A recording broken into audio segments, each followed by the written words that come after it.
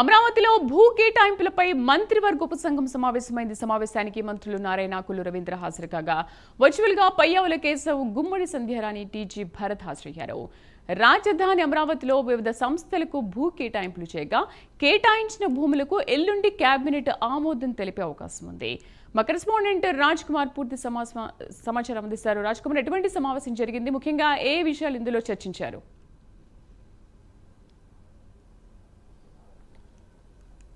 ప్రధానంగా అమరావతి రాజధానికి సంబంధించి కూడా ఏదైతే ఆంధ్రప్రదేశ్ ప్రభుత్వం ఏర్పాటు చేసినటువంటి రీలాంచ్ కార్యక్రమం ఏదైతే ఉందో ఈ రీలాంచ్ కార్యక్రమానికి సంబంధించి కూడా ప్రధాని మోడీ హాజరవటం, వేలాది మంది రైతులు అదేవిధంగా ప్రజలందరూ కూడా స్వచ్ఛందంగా ఈ కార్యక్రమంలో పాల్గొని అమరావతి తమకు రాజధాని అని తెలిపినటువంటి నేపథ్యంలో అటు ముఖ్యమంత్రి చంద్రబాబు కూడా ఏదైతే సభ నిర్వహించడానికి సహకరించినటువంటి ఐఏఎస్లు అదేవిధంగా ఐపీఎస్లు అందరితో కూడా ప్రప్రథమంగా సమావేశం నిర్వహించారు. ఈ సమావేశానికి సంబంధించి కూడా పూర్తిగా కూడా అమరావతి సభ విజయవంతం చేసిన ప్రతి ఒక్కరికి కూడా ఆయన కృతజ్ఞతలు తెలిపినటువంటి పరిస్థితి ఉంది.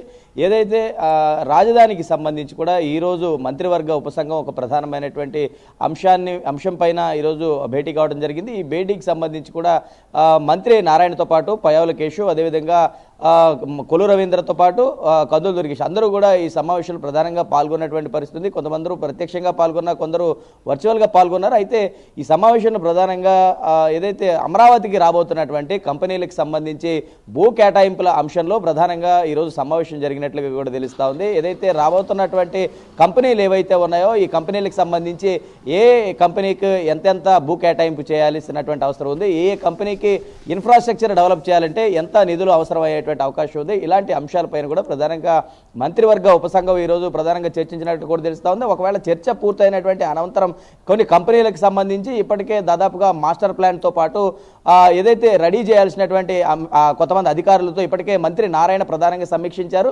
ఇప్పటికే తాత్కాలిక భవనాల్లో అటు పరిపాలన జరుగుతున్నప్పటికీ పూర్తిస్థాయి రాజధాని నిర్మాణానికి సంబంధించి కూడా అటు హైకోర్టు అదేవిధంగా పరిపాలనా భవనాలు, ఐకానిక్ టవర్స్ ఇటువంటి నిర్మాణాలు అన్నిటికీ కూడా పూర్తిగా కూడా అన్నింటినీ కూడా చర్యలు చేపట్టాల్సినటువంటి అవసరం ఉంది. కాబట్టి వాటి నమూనాలు, వాటికి సంబంధించినటువంటి అధికారులు, వాటి డిజైన్స్ అన్నిటితో కూడా ప్రధానంగా నారాయణ గతంలో చర్చించారు. కాబట్టి ఈ అంశాలన్నిటి మీద కూడా మంత్రివర్గ ఉపసంఘం ప్రధానంగా భేటీ అయింది. కాబట్టి ఎంతెంత నిధులు కేటాయింపు జరగాలనేది ఎల్లుండి జరిగేటువంటి కేబినెట్ సమావేశంలో ప్రధానంగా ఈ అంశాలన్నింటినీ కూడా చర్చించేటువంటి అవకాశం ఏర్పడుతుంది. కాబట్టి చూడాలి ఎల్లుండి జరిగేటువంటి కేబినెట్లో ఎన్ని సంస్థలకు భూ కేటాయింపులు చేశారు, ఎంతెంత భూమి కేటాయించారు, ఏ సంస్థలు ప్రధానంగా ఈ భూ కేటాయింపులటువంటి అంశంలో ముందున్నాయి, అసలు రాజధాని నిర్మాణానికి ప్రభుత్వం ఎలాంటి చర్యలు చేపడుతుంది అనేది కూడా కొద్ది రోజుల్లో తెలియబోతోంది. కేబినెట్ సమావేశం వచ్చే కేబినెట్ సమావేశం మాత్రం చాలా ఆసక్తిగా ఉండబోతా ఉంది. అమరావతి రాజధాని పనుల పునర్నిర్మాణానికి సంబంధించి కూడా పూర్తిగా ప్రభుత్వం శరవేగంగా అడుగులు వేస్తోందని చెప్పుకో Sridevi. Right Raj Kumar, thank you. వివిధ అంశాలపైన ఎక్స్క్లూజివ్ ఫీల్డ్ రిపోర్ట్లో మా కరెస్పాండెంట్స్ అందించిన పూర్తి